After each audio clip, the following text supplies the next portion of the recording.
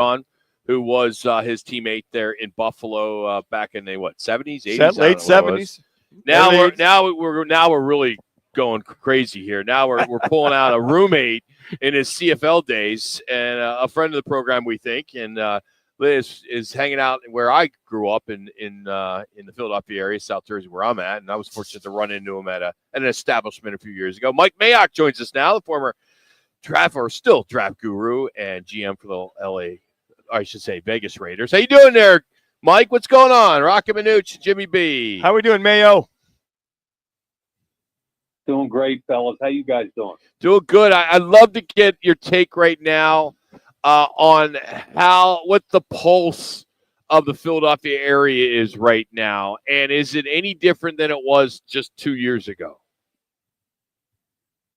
Well, I mean, I grew up in West Philly, and I just got off a show up there in Philly, and I'm down south right now, but, I mean, I still live in Philly most of the year. Okay. And Philly fans, and I can say this because I'm from Philly fans jump on and off the bandwagon harder than any group I've ever seen. They break ankles jumping on and off bandwagons. And right now, everybody's on the bandwagon.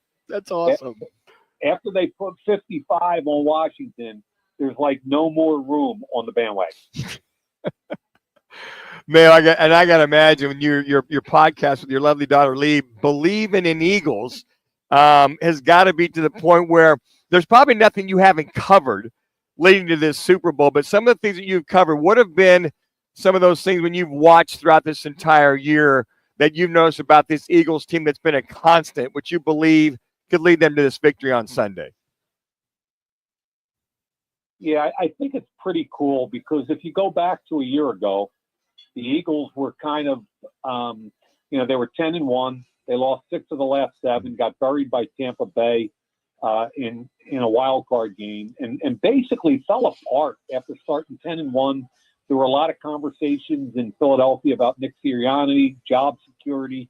The year before in 22, they lost to the Chiefs in the Super Bowl. So they went Super Bowl to a 10-1 start to completely falling apart, to firing both coordinators and hiring Kellen Moore on offense and Vic Fangio on defense. And if I was going to give you kind of the most valuable people in that building, I would say number 1, Saquon Barkley, number 2, Howie Roseman, the GM, and number 3, Vic Fangio, the new defensive coordinator. They've all been outstanding.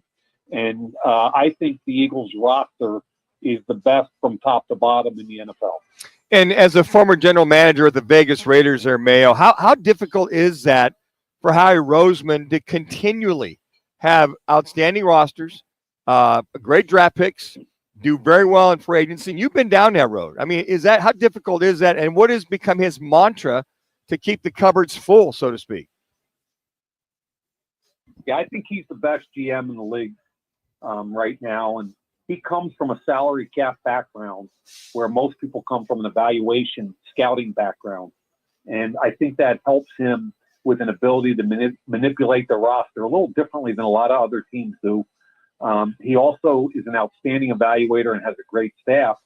So, I mean, Dan, if you look at 2 years ago when they lost to the Chiefs in the Super Bowl, I look at the roster today, they only have 3 of their defensive starters from 2 years ago.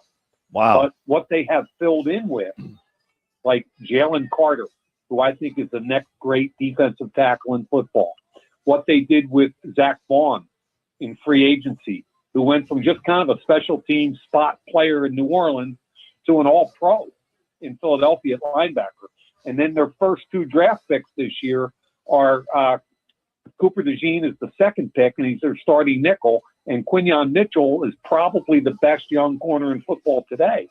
So I think Howie hit it out of the park, both with free agency and the draft. And I think they did a great job bringing in those 2 new coordinators. Mike, I agree with everything that you said, but my question is, how can they slow down Patrick Mahomes, Travis Kelce, and the other wide receivers and running backs, including Kareem Hunt, Isaiah Pacheco? Can they slow them down so they're not putting up 30 points on the board? I mean, look, Kansas City's offense was pedestrian in the regular season this year. They were number 15 in points scored. Philadelphia's defense was number 2 in points allowed. So, I mean, the thing I love about Kansas City is they can beat you in any type of game. If you look at their first playoff game against Houston this year, it was kind of a sloppy game. They couldn't run the football. The only guy that had big numbers was Travis Kelce. I think 7 catches for about $1.17, and they won the game in the fourth quarter. And then you go to Buffalo 2 weeks ago. They had the game in K-City, and they win that one 32-29, and you could pretty much bet when Mahomes got the ball back, they were going to win the football game. So, I mean, I think Philadelphia has better talent. Yeah. But when I look at this game, and the thing that's hard about Kansas City's offense is every week somebody else beats you. The 2 constants are Mahomes and Kelce. But, like, last year in the Super Bowl against San Francisco, Valdez-Scantling had a touchdown and Mecole Hardman had a touchdown. They're not even with them right now. 2 years ago against Philadelphia, it was Kadarius Toney and Sky Moore scoring. And, again, you don't know who's going to step up. Is it going to be DeAndre Hopkins? I'll tell you who's playing well is Xavier Worthy, the first-round pick, the wideout, who's one of the fastest human beings I've ever seen. So Vic Fangio and Philadelphia play a top-down defense. They don't give up a lot of chunk plays. I think they can rush the quarterback with 4. The discipline there is keeping Mahomes in the pocket. Because in the Super Bowl, he'll rush more than he does in the regular season. So it's a really good question about how you handle Mahomes.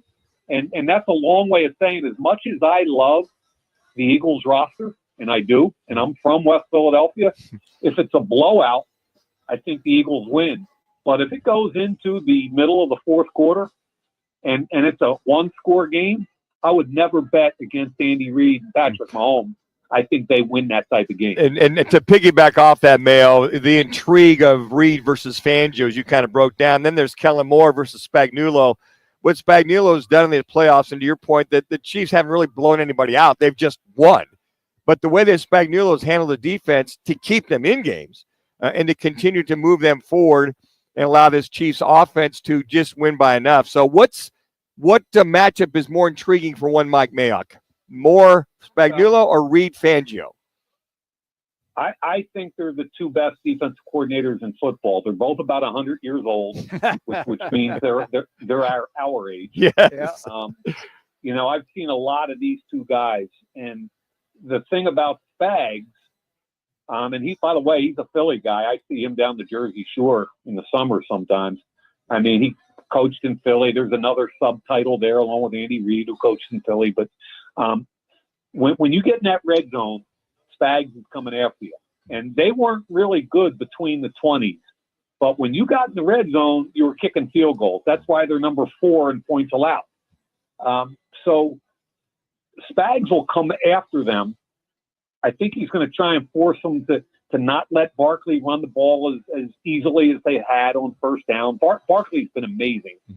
And Dan, I think that the biggest challenge in the game for Spags and that Kansas City defense is force Philly to play left-handed, force Jalen Hurts to beat them, limit Barkley to a reasonable number of yards, and force Jalen Hurts to be efficient. And I've watched every one of their tapes this year. And when he trusts A.J. Brown and Devontae Smith in man coverage, they win. When he holds the ball, they struggle. So that's really the efficiency of their pass game comes down to that. And speaking of Hurts, the mantra that they took the shackles off him in the last playoff game, and Sirianni admitted it, and even Jalen said it was nice to have the handcuffs off, whatever. Was the hold back on him during the regular year, Mayo, because they had the Saquon Barkley that Jalen didn't have to win the game by himself? Because he looked really good that championship game. Yeah, he had a game earlier in the year against Pittsburgh that was very similar. And if you go back and watch the tape of the Super Bowl 2 years ago against Kansas City, he was aside from a strip sack fumble that was a scoop and score, he was lights out. He was the leading rusher for the Eagles, and they threw the ball a bunch that day, and he played really, really well. So Dan, my biggest thing with him, and when I watch his tape, is what I just said a second ago. If when he has answers and the ball comes out quickly, it's really pretty. And by the way, those two wideouts, everybody talks about A.J. Brown. I think Devontae Smith is every bit as good. They got two all-pro type wideouts. They get more single high man coverage than any team in the league because of Saquon Barkley. And when he trusts them and rips it, it's really good. But again, for every NFC championship game, there's another game where it kind of doesn't come out. He takes 3 or 4 sacks. The best thing he's done this year is not turn the ball over after having a lot of turnovers last year. So he needs to be efficient. He doesn't need to be 34 for 40 for 400 yards, but they need to be efficient.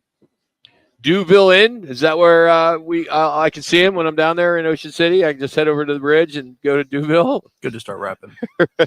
Yeah, I love Duville, man. It's the best. It's the best. I ride my bike over there just so I can have a couple pops. Yeah, there you go. Hey, Mike, we know you do a lot of these, man. Thanks for making some time for us out here in Phoenix. We appreciate it. And, I'm an Eagles fan, being born and raised there, too. I think, to your point, they could blow them out or it could come down to the wire. So it should be a good one. It's one of the better ones, at least on paper right now. I appreciate you guys having me. And, Dan, good luck. Rock, good luck, fellas. Always enjoy it. Thank you, Mayo. Mike Mayock joining us here on Rock Manooch with Jimmy B, ESPN 620. You can follow him on X at Mike Mayock. So we appreciate him joining us. Coming up, our underdog picks. So we will do that next as we're coming to you from the Twin Peaks